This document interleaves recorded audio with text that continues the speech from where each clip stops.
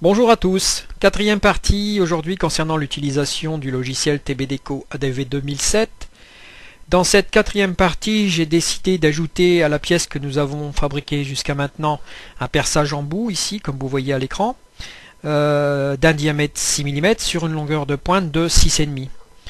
Nous allons donc devoir ici, dans notre catalogue d'outils, renseigner notre support d'outils qui sera pour le perçage le support T32 et pour le pointage le support T31. Alors vous pouvez voir ici que le T31 est déjà par défaut positionné dans notre catalogue d'outils. Nous allons simplement garder ces valeurs par défaut, validé par la touche OK.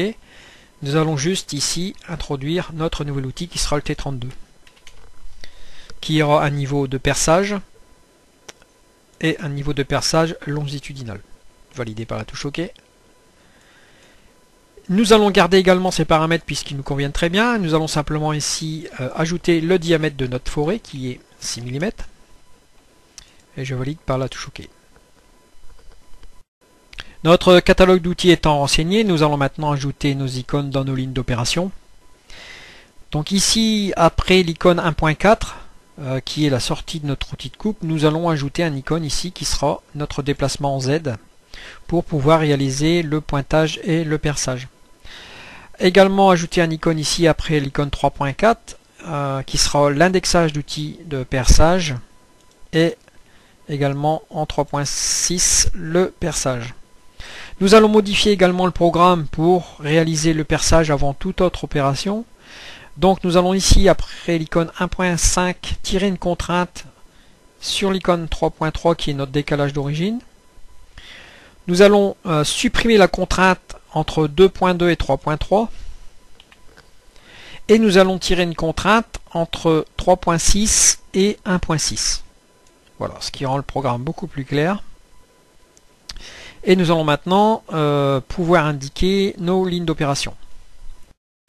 Nous allons pouvoir maintenant passer à la programmation de notre perçage.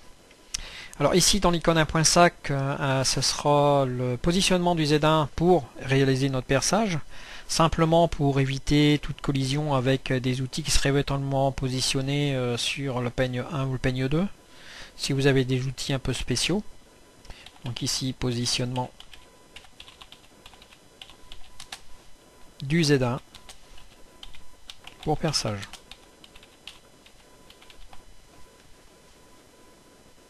On va lui attribuer par exemple cette icône et je fais ma ligne d'opération qui est G1, G100, Z1 égale -20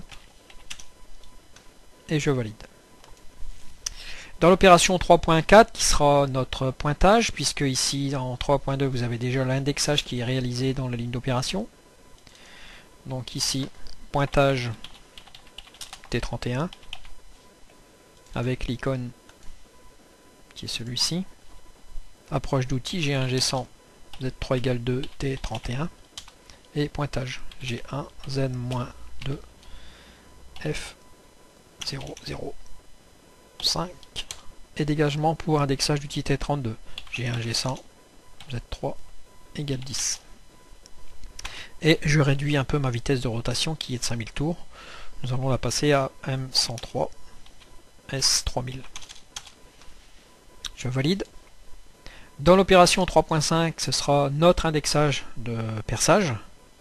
Indexage perçage T32 avec l'outil, avec l'icône qui va bien avec, c'est celui-ci. Je valide. G1, G100, X3 égale 0, T32. Valide.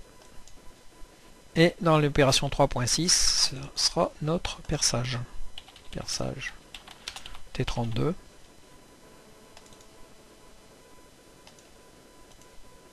Alors G1, approche d'outil, G100, Z3 égale 2, T32.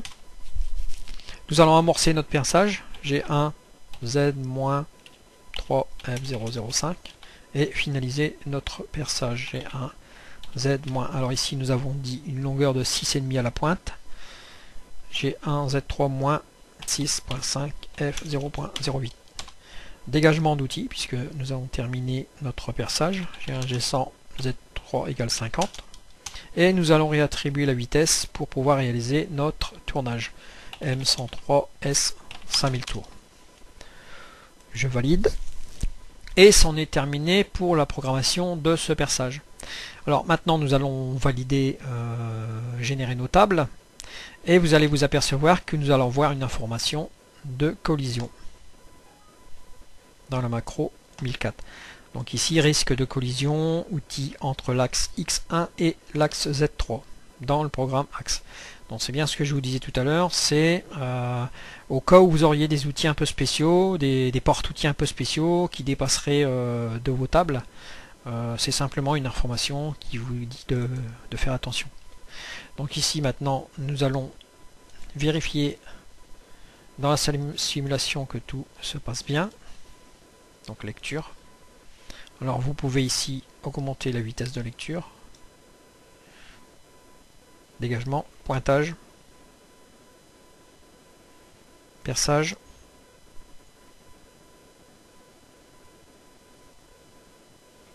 façage, décolletage en simultané et peignage.